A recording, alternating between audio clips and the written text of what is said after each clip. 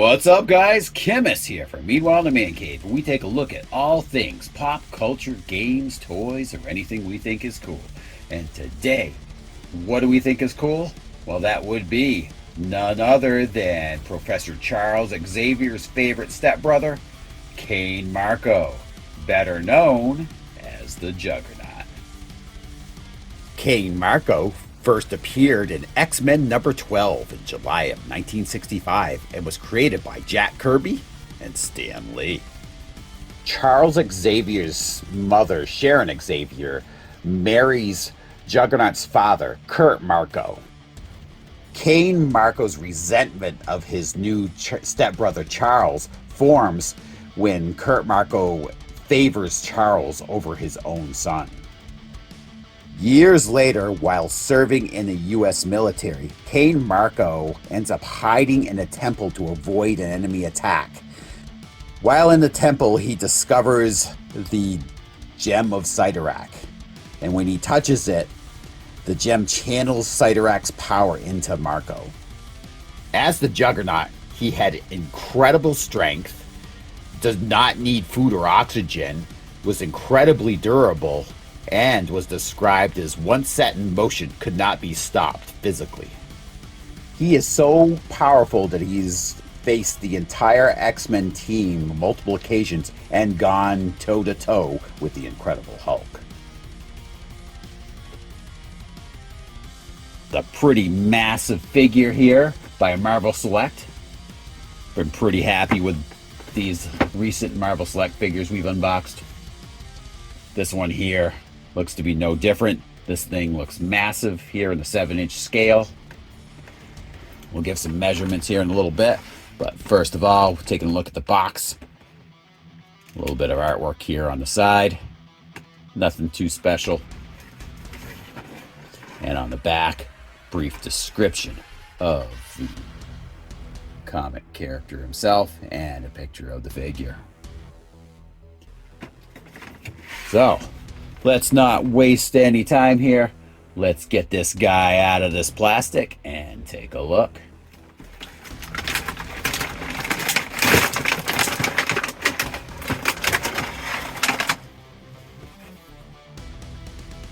Who knew that all you needed to have to stop the unstoppable Juggernaut is a few twist ties and some plastic. But we have got those off of him and he's out of the plastic. Let's take a look at some of the things that came in the box. Nothing much. We've got this little stand for a little backdrop that comes in the box, which is right here. Pretty useless, really. It's not even half the size of the figure, probably. So I really don't know what use this would be. Would have been cooler if they'd included a alternate head. But hey, whatever. The figure's massive. It's really cool how heavy it is. So let's get Cain out himself.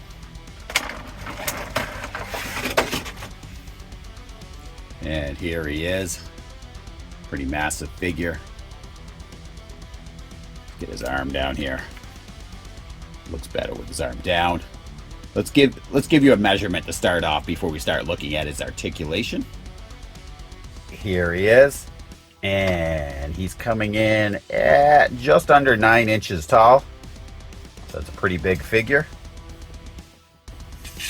Good 2 inches taller than the normal 7-inch figures. All right, we're gonna start with the articulation of the head. Basically a little bit of back and forth. Goes over quite a ways. At his shoulders. Got some lateral movement there, as well as back, forward, and then between the bicep and the shoulder we have some twisting. I do like that part.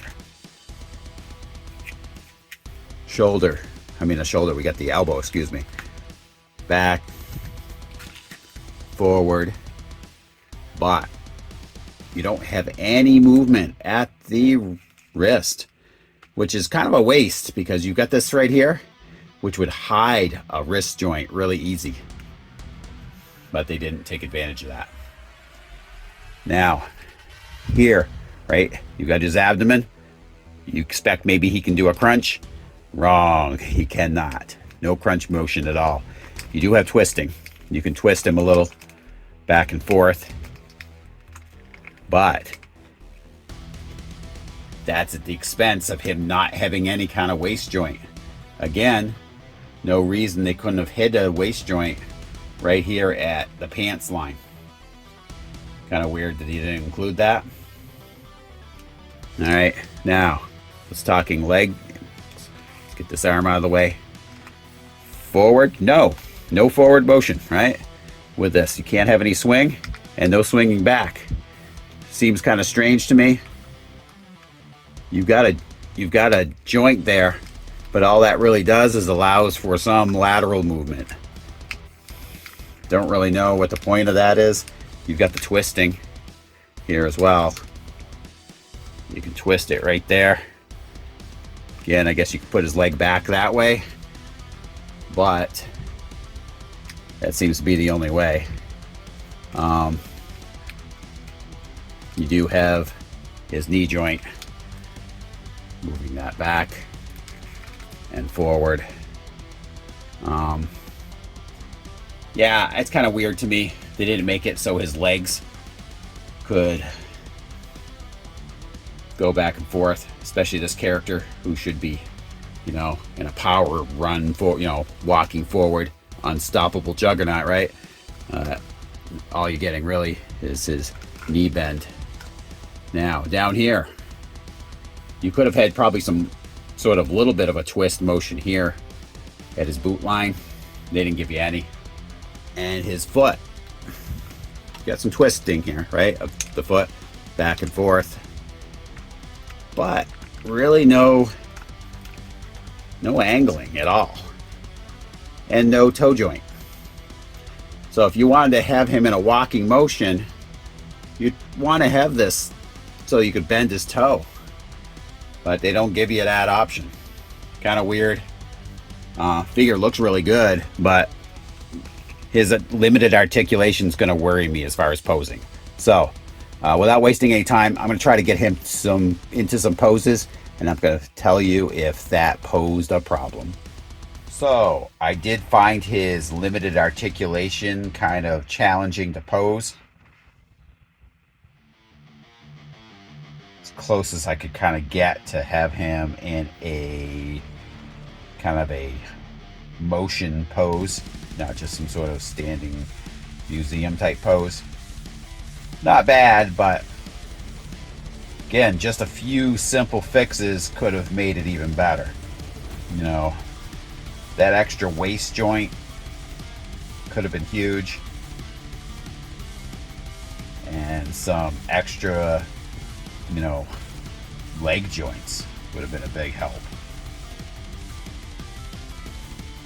And I feel like that's what prevents a good figure from being a great figure. But overall, looks pretty good. It'll, in the right, setting, it's an impressive looking figure. It is massive, especially if you have them next to other 7-inch figures. And the modeling is done well. But to me, the engineering behind the articulation is what limits this figure. Still, I like it. I'm glad I have it. And for the price point, it's definitely cool. But the extra points of articulation, and instead of including a big piece of plastic for a backdrop, if they'd added the extra head inbox, it would have made this figure an awesome figure.